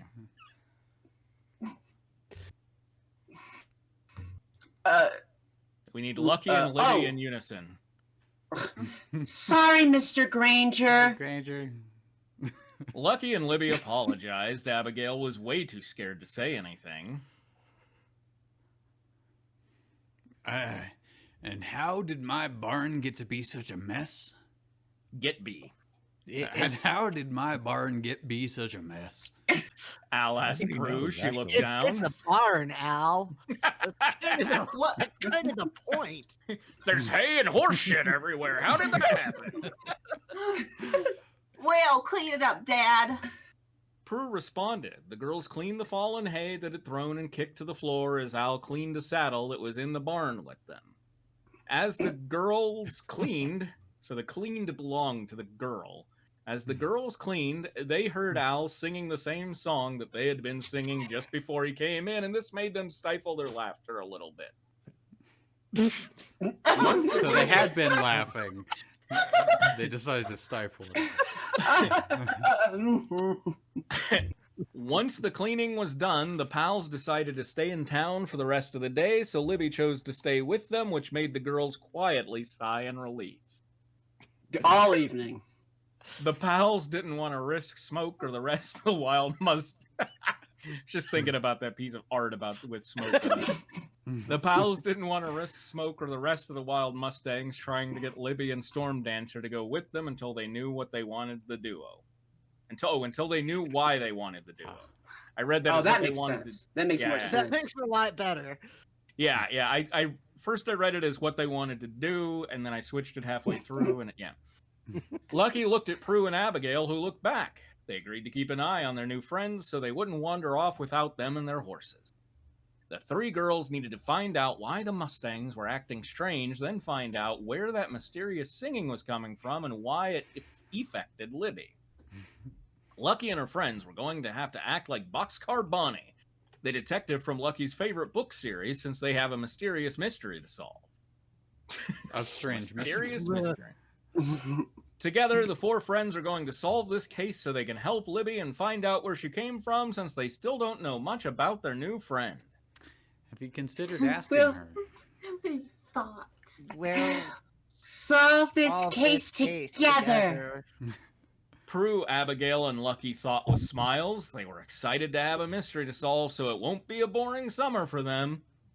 New chapter done. I don't own the song in this chapter. Please review and no flames. Okay, so should we keep going with this? Do we want to start something different? Apparently. Sorry. Do we want to? What's that? Who died? No, Kate, who Kitty was voicing. Let's stop with the Miradero mysteries for now. I can't take it; it's too mysterious. Do we have that? The one you were talking about, your friend did. What was it? Launched? Yeah, I don't know if it'll fit in 20 minutes, but we can try it. Shit. What was it? I'm fine if everybody else is okay running like 10 or 15 minutes over. I'm fine since we started 10 or 15 minutes late. But that's Yeah, due to nobody's fault. None. It was just. I have brain surgery. at 8:05. What are you doing in the meantime? Okay, it's on screen. Here is Michael's fan art for Quest of a Lifetime. No, damn it, that's not. It's still got to be done. This is a proof of concept. You're gonna do. What more could you add to this, though? Really, I mean, it's no. We have there's so much more that has to. Okay. What concept is it you're trying to prove? I feel like we got the point across, but sure.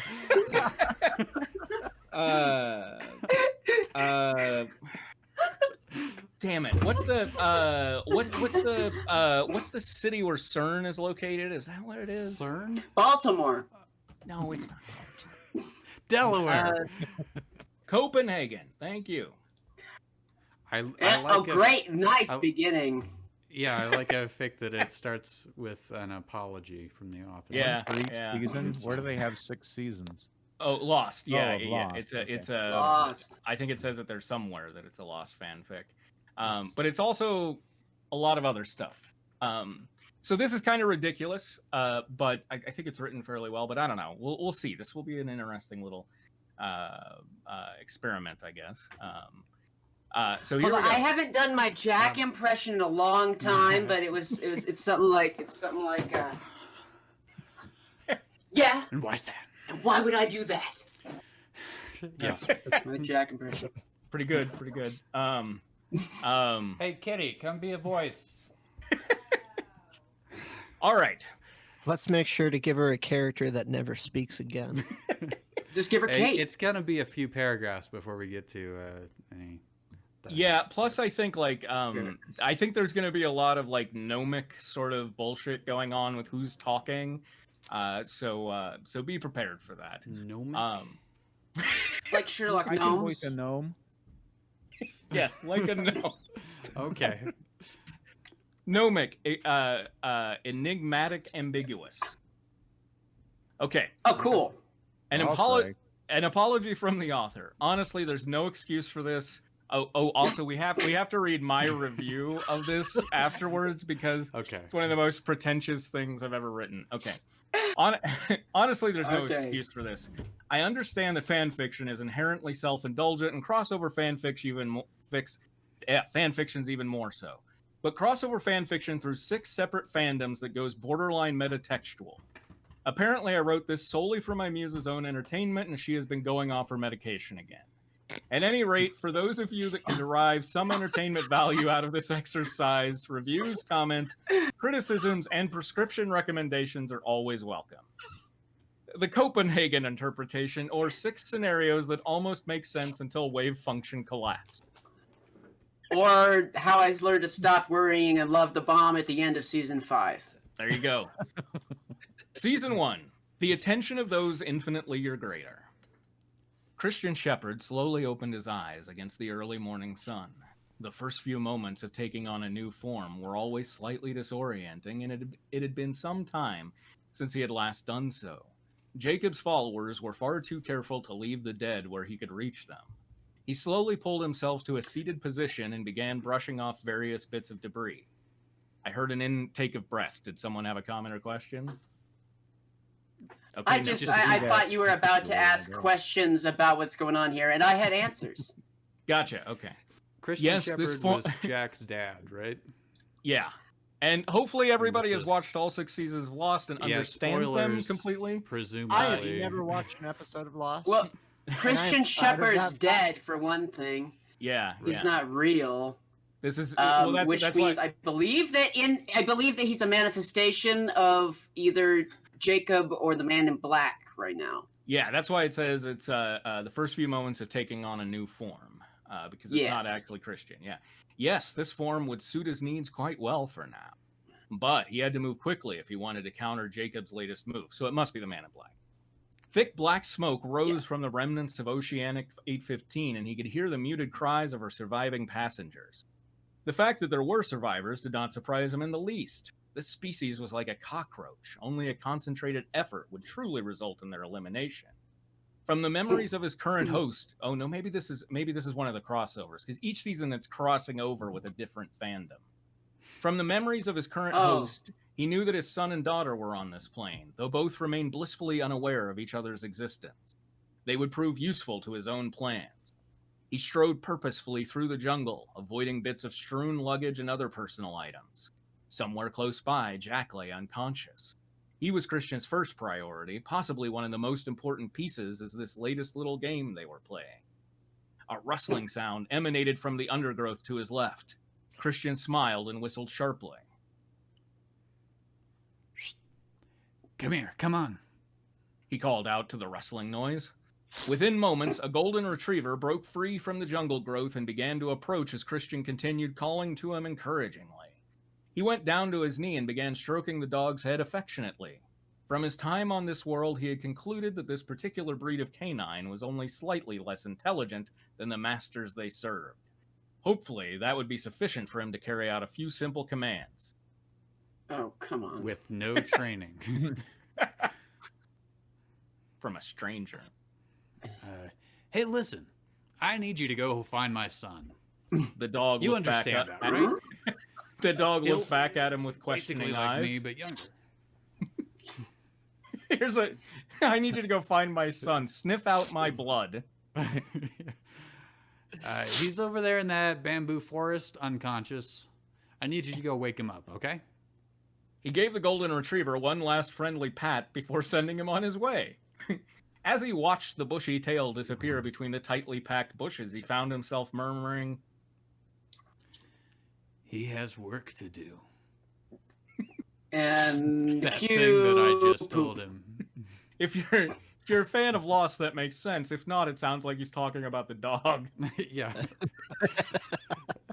Christian sighed heavily before finding an old rotted log to rest upon. This body was not in the best of shape, and his upcoming journey would certainly tax its strength. Plus, it appeared that his current host, as so many of the pathetic beings on this world, had a bit of a drinking problem. Christian shook his head disdainfully. And a being dead problem. What was that last? Sorry. Also a being dead problem. That was very stiff. The more time he spent on this wretched rock, the more he questioned his brethren's insistence that this species in particular be monitored in preparation for the next cleansing. Even more. They're not aliens. What is this? Well, maybe that's the crossover part of it. Maybe right. Piccolo. This is Piccolo. It'll grant me the power to rule this diseased rock. Even more confusing was Jacob's absolute fascination with them. A fascination which continually prompted him to act outside of their operating parameters. Oceanic 815 was simply the latest in a long succession of acts of defiance. He had no doubt that when they finally rejoined the others, there would be a reckoning. Perhaps half an hour later, another man charged into the clearing and started upon seeing him. Christian merely appraised younger man calmly. Hello, I am younger man. He was not one of the survivors of the flight, but rather one of Linus's acolytes. Ethan, if he was not mistaken. Christian had to admit the human recovered from his initial shock quickly enough. If he had been one of the passengers, he might have actually believed the next words out of his mouth. Instead, he was like, hey, you were in MI2, right? Wait, now who is speaking? This is Ethan, right? Yeah. I woke up in the jungle, a little ways from here. He lied between gasping breaths. Do you know if anyone else made it? Christian smiled. I'm not one of the survivors of the flight. Ethan's face creased in confusion. You're not! No. He said, slowly rising from the log.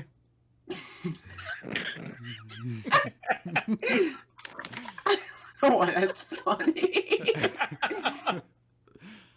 I was dead long before the plane crashed. I imagine they loaded my body in Sydney. Ethan's face slowly transformed into an expression of pure terror as understanding finally entered into his eyes. You! Yes, me. Before the younger man could even react, Christian was on him, pinning him to tree with his forearm pressed deep into the soft flesh of his neck. See, the way because of the way he's pinned. I beat you to it.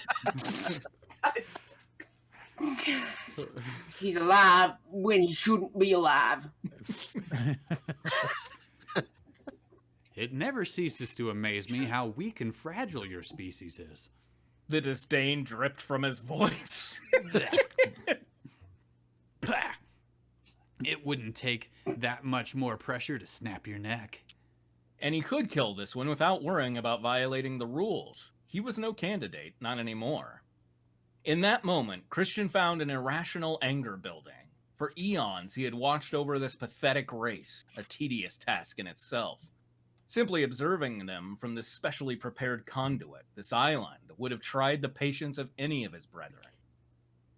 But Jacob continued to insist on bringing these useless creatures into his domain for closer study. For the longest time, he had simply been confused, but that confusion had long since given way to anger, and now this poor, pathetic human conveniently provided an outlet for his rage. So that's why he's living in an irrational anger building. Okay.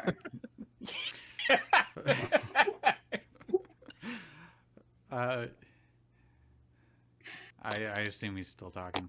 Yeah. You still burn crude oil for energy. You dip. You have no idea how to harness dark energy and generate Mass Effect fields. You can't see? No, I do. Mass I do. Effect, yeah. This is why he's an alien, see? Because it's Mass Effect. Yeah. Okay. You can't even get off this planet, much less leave this solar system. His eyes bored into the younger man. Ow. Your lives are over in the blink of an eye. The cleansing begins in less than 300 years, yet Jacob still foolishly thinks you capable of accomplishing anything other than your own destruction in that time. His voice was steel, the fury of thousands of years finally unleashed. The cleansing? The human's eyes were full of horror now, and Christian smiled. Yes, why not let the poor boy have a look at his future? His own people were quite fastidious when it came to records. They had built several devices, beacons filled with knowledge of the cleansing, and placed them across the universe. He doubted that this simple human's mind would be capable of supporting the information contained in even one of these beacons without breaking. But Jacob seemed to think so highly of these creatures. Why not conduct his own test?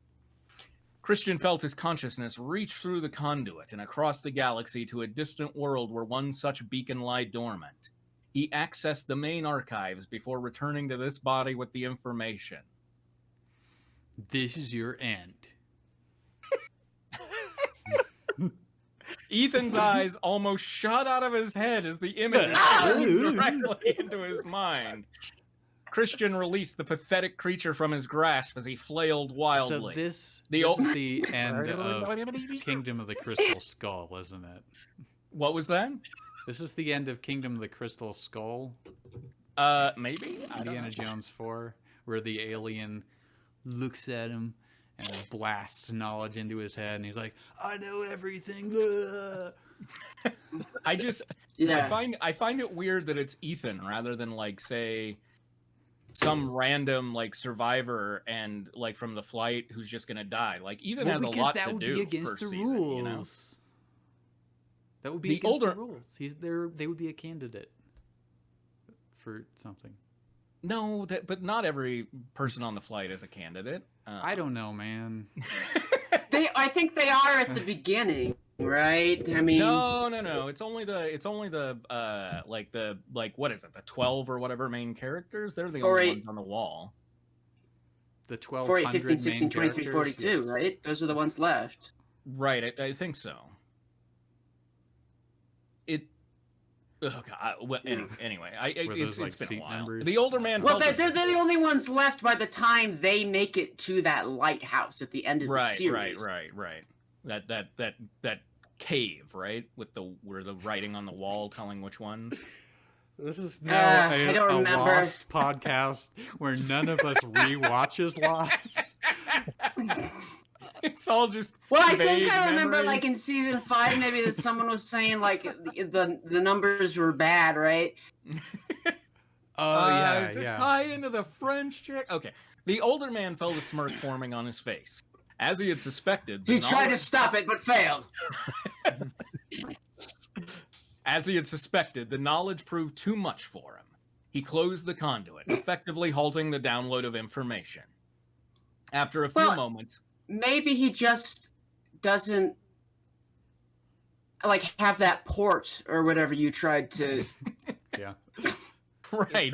It's too much for him. Into a USB micro. It doesn't make sense. Pathetic. I knew it. After a few moments, Ethan's desperate thrashing stilled. Christian sighed deeply as he finally reined in his anger. He still had plans for this man, and the poor creature's mind was likely severely unbalanced now. Hopefully, there was enough left of him to be useful. Kneeling in the dirt once more, he grabbed the back on the Ethan's head. He's got a back on this. The back. This is how aliens think of humans, right? I'm gonna grab the Ethan's head back. No, this is speaking. Sorry. Now listen to me. About a half mile from here, the survivors are gathering on the beach. My daughter is there with him. Her name is Claire. I like how it keeps saying that he's so angry, and you're like, I want to sell you a car right now. Yeah. That's how I started the voice. That's how I'm going to continue the voice. He waited until he saw a spark of recognition enter the younger man's eyes. I need you to protect her. She's pregnant. But the cleansing, those things, well, it won't matter. We are all going to die. Christian tightened his grip, once again frustrated with the frailty of this species. Stop being frail, you dink. I'm going to crush you even more. It's so frustrating. No, that's only going to happen if you fail to keep her safe. Do you understand? Ethan closed his eyes and began shaking again. Why did you show me this? Mario! Mario! To prove a point. He hauled the shaken man back to his feet. Now go. If you don't make the beach soon, you'll never be able to convince them that you are one of the survivors. The human hardly needed any further encouragement as he fled into the jungle. Alone again, Christian looked eastward, towards the lighthouse, where Jacob was no doubt watching today's events with great interest. His colleague's obsession with these humans still confused him, but in the end, it made no difference. Jacob had been similarly fascinated with the Prothean. Oh, okay. Spitfire a while back said, "I'm Christian Shepherd, and this is my favorite store on the Citadel."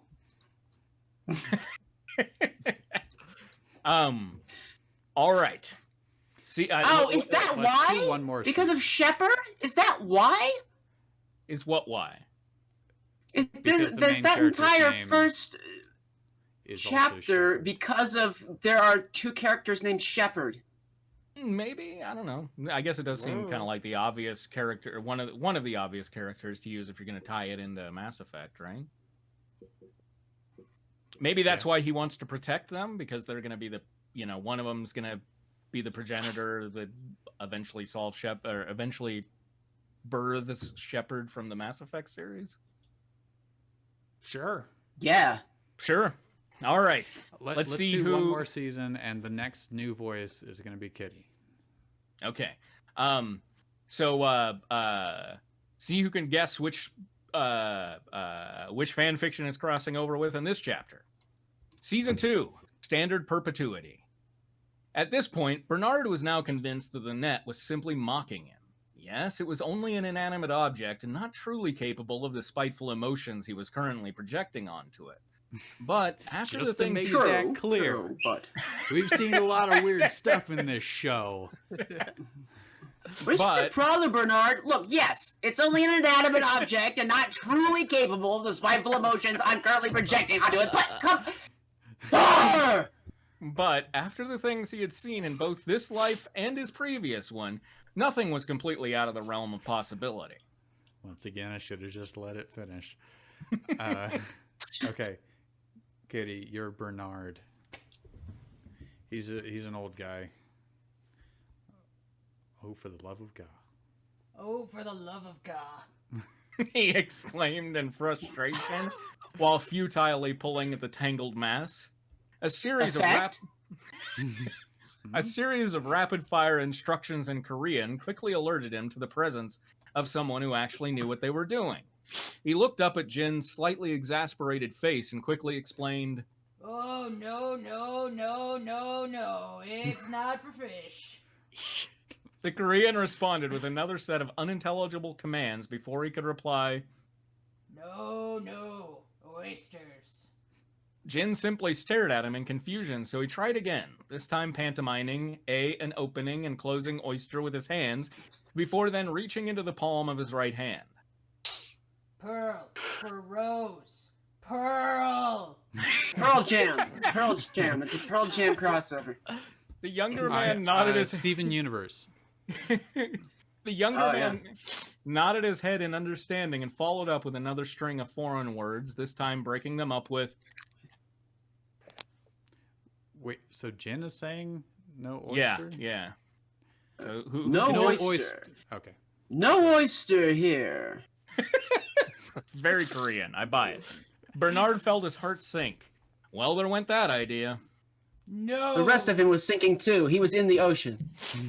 No, of course not. Why would there be? Bernard shook his head as the fisherman returned to his own nets. He waited until Jin's back was to him before calling out, I know we never met while I was at the firm, but I knew about you, and I know who you know that I know that you know who you know that I am who you know I am. His words had their intended effect. Confusion? Stunned him into confusion. Jin froze as if ice water had been poured down his shirt. Is this Jim? No, this is still Bernard. It's hard to tell. Okay.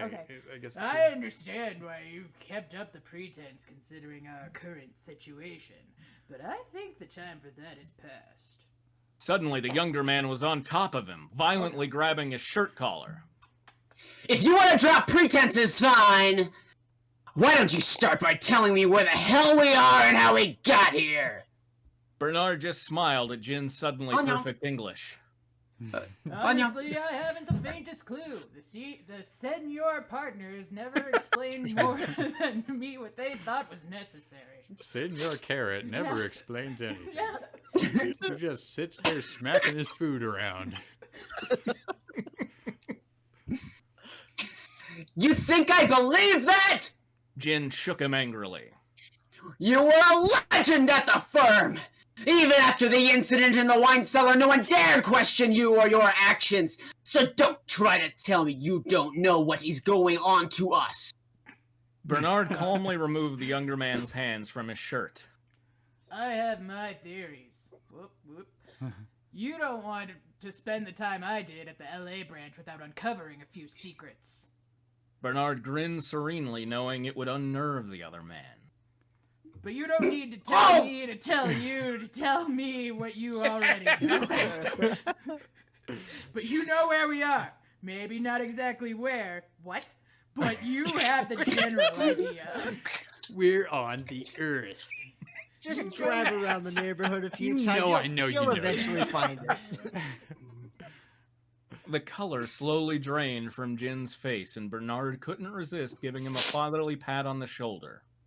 Chin up, soldier. It could have been a lot worse. We could have ended up twice on June Cleaver's Street after getting our hearts cut out twice a day. Okay, just so many added words. You're welcome. We have to do it exactly or we will get sued. It's like considering when you there's do a a play. considering there's a mystery going on here as to what, like, has anybody else figured it out? Because I know what we're. It's Ace what we're in Attorney. now. It's an Ace Attorney crossover. Apparently, I Spitfire like that idea. has Oh, okay. figured it out, but they're being Bernard- coy about it. Okay. Bernard returned to that tangled mess of a net while Jin tried desperately to compose himself. Is this Bernard or Jin? I'm having such a hard time. I think it's Jin. Yeah, probably Jen. But I don't understand. Why? Other than the fact that we're still under contract. He replied while picking at a particularly stubborn knot. Perhaps it's a reward. Perhaps it's a punishment. Perhaps we're just rats running around in a huge maze for senior partners entertainment. Senior Carrots, you mispronounced. Sorry, it might be. Is this? Oh, he's still. What? What? I don't know. Who the hell's talking? I don't know. I don't know. I think this is It's- actually somebody using the quotes correctly. I think this is Bernard continuing in a new paragraph. I think. Okay.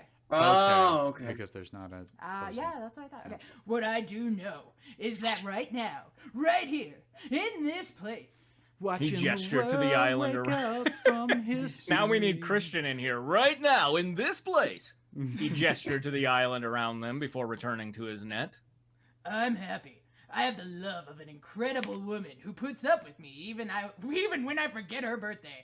I have some nice little beachfront property, and I have significantly fewer number of enemies who would like to see me dead. Jin stared at him in stunned silence, slowly absorbing everything he had just told him. Wait, we're on a beach? Everybody has matching towels. You know, from all the legends I heard about you, I would have never thought you the sentimental type. Bernard smirked. Well, I did have a reputation to maintain. Still, I don't understand. Jin was shaking his head again. How can you be so content with all of this, knowing that any second the senior Carrots could take it all away from you? And they probably will. That is their way, after all. He finally gave up on the net, dropping it to the sand with a disgusted sound. I learned long ago that there was nothing, and I mean nothing, the firm can't take away from you. So I listened simply to enjoy each gift while it lasts. I learned. Never mind. Fear was creeping back into the younger man's eyes as he considered the implications. Perhaps now he was ready to hear a little homegrown truth. Okay. However, you may not have much to worry about in that regard. Jin stared at him sharply. What do you mean? The greatest punishments are ones we create for ourselves. He smiled in memory. I'm smiling. And believe me, So just I've tried to match self-inflicted torture, on many different occasions. There just wasn't anything that can quite compare to good old-fashioned loathing of your own being. So He gave yes, us sirree. he has like a torture matching program where if you torture me, I'll match it self-inflicted. You punched me 3 times. It's a I'll good double deal. it. He gave the net one last frustrated kick before continuing. Eh. My point is, you don't have to worry about the Senior Carrots taking Sun away from you. You're doing a damn fine job losing her all on your own. God damn it, man! Jin stared at him for a long time before responding in a measured voice. Was that Why really are his point? you telling me this? What does it benefit you? Bernard simply smiled again. You know my reputation. I'm a boomer. I love to hear myself talk. Sorry. I may have been ruthless, petty, vindictive, and unnecessarily cruel, but I took my role as a mentor to the younger partners seriously. There's no reason we can't be happy Say people hip. in hell. This is a Hitler quote, isn't it? Oh, no. No. Why did I say that? Is it? Okay, we need a Sawyer now. Tom? Yo, Daddy-o. Both men jerked their heads up in surprise Does as Sawyer Sawyer ever say approached. Daddy-o? No, never at all. Yo, He gives Daddy-o. everybody I Daddy-o. can't possibly make that work with him. he gives everybody nicknames. I can see it, right? Because Bernard is older. Yo, Daddy-o. Daddy-o. Yo, Daddy-o. Sure. I mean, I could take it since you have Jin, but... We're one paragraph away from the end, so. Yo, Daddy-o, All I right, did it! so- Yo, Daddy-o. Yo, Daddy-o. Both men jerked their heads up in surprise as Sawyer approached. Sawyer. Jin replied without much enthusiasm, quickly dropping into his old speech patterns. Bernard simply nodded to Jin as Sawyer continued on, oblivious to their discussion. Hopefully the younger man would take his words to heart. It would be a shame if he didn't. After all... Yo, Daddy-o. You better listen. After all, they only had a few years until Illyria or a hydrogen bomb detonation. And after either incident, all bets were off as to which reality they would inhabit next. Oh, Okay, Like- Spitfire, what is it? Yeah, I what is it? have Is it no idea. Quantum Leap? I'm sticking with Ace. No, is it? Or Does Spitfire sliders. actually know it? Did Spitfire say? Spitfire apparently knows it. They're keeping it a secret. We're all trying to I'm- figure it Oh, out. sure. There you go. Angel. Spitfire knows it. Angel. Yeah, Okay.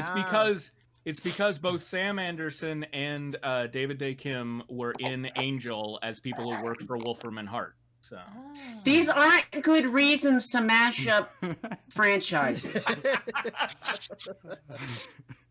I can't wait till they start listing all the names in the Danganronpa mashup. So is...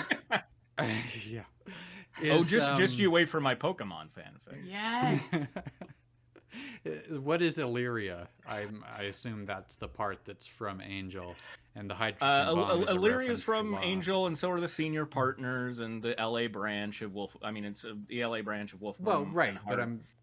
but still, like, in this sentence, Illyria is the part that's from Angel. Illyria is like a demon goddess that takes over.